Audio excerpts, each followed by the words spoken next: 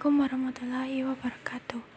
Perkenalkan, nama saya Aulia Gisti, NPM 68 kelas 1 M4, akan mempresentasikan tentang teori behavioral. Teori behavioral organisasi adalah manusia, hubungan manusiawi. Behavioral management adalah sebuah sistem manajemen untuk menggerakkan pekerja atau orang lain dengan menggunakan pendekatan berbasis dan terpusat pada perilaku manusia, dengan menganalisis hal yang mendasari aktivitas temporarinya sesuai dengan kebutuhan atau motif pencapaian si pekerja. Pengertian secara lebih mudah yaitu behavioris merupakan metode yang mencoba menganalisis hubungan motivasi kerja dan produktivitas kerja. Teori ini muncul karena dalam pendekatan klasik, efisiensi, produksi, dan keserasian kerja tidak dapat dicapai.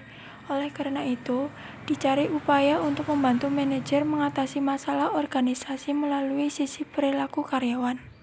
Aliran ini digolongkan dua pendekatan, yaitu gerakan hubungan manusia dan pendekatan ilmiah tingkah laku.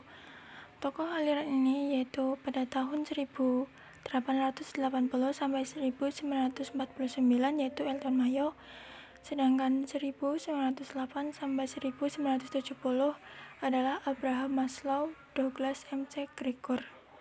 Pendekatan behavior management dapat dibedakan pada dua entitas, yaitu behavior individu dan behavior sosial. Pada behavior individu, sistem manajemennya muncul menggunakan analisis pendekatan perilaku individu yang didasari oleh motif yang mendominasi sang pekerja.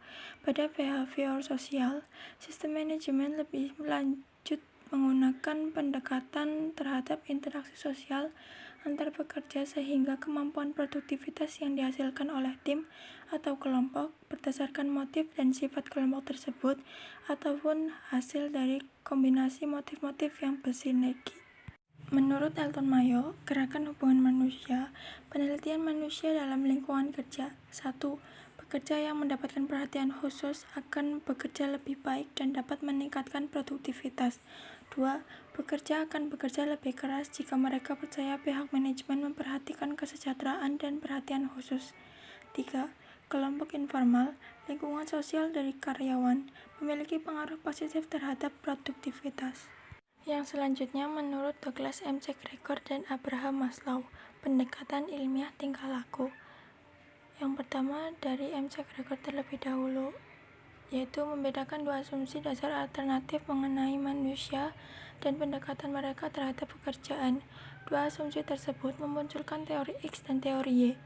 Teori X, pandangan tradisional tentang motivasi, pada dasarnya pekerjaan dibenci oleh karyawan sehingga harus diberi motivasi dengan paksaan uang.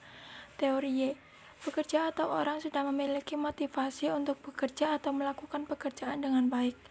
Yang selanjutnya dari Maslow, kebutuhan yang memotivasi manusia untuk mendapatkan kepuasan dapat dibuat hierarki. Kebutuhan peringkat bawah harus dipuaskan terlebih dahulu sebelum kebutuhan peringkat yang lebih tinggi dapat dipenuhi.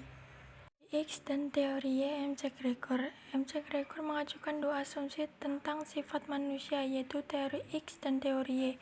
Teori X adalah pandangan negatif orang-orang yang mengasumsikan bahwa karyawan tidak menyukai pekerjaan mereka, malas, menghindari tanggung jawab, dan perlu dikendalikan agar dapat bekerja. Sedangkan teori Y adalah pandangan positif yang mengasumsikan bahwa para karyawan itu kreatif, menikmati pekerjaan, bertanggung jawab, dan berlatih mengembangkan diri. Teori motivasi hierarki kebutuhan Abraham Maslow. Variasi kebutuhan manusia dipandang tersusun dalam bentuk hierarki atau berjenjang. Setiap jenjang kebutuhan dapat dipenuhi hanya jenjang sebelumnya setelah relatif terpuaskan. Pemisahan kebutuhan tidak berarti masing-masing bekerja secara eksklusif. Kebutuhan bekerja tumpang tindih sehingga orang dalam suatu ketika bisa dimotivasi oleh dua kebutuhan atau lebih. Berikut adalah gambar piramid hierarki kebutuhan dari Maslow. Kebutuhan dasar meta, kebutuhan aktualisasi diri, kebutuhan dasar 4, kebutuhan harga diri atau self-esteem, kebutuhan dasar 3, kebutuhan dimiliki dan cinta atau belonging dan love, kebutuhan dasar 2, kebutuhan keamanan atau safety, Kebutuhan dasar 1, kebutuhan fisiologis.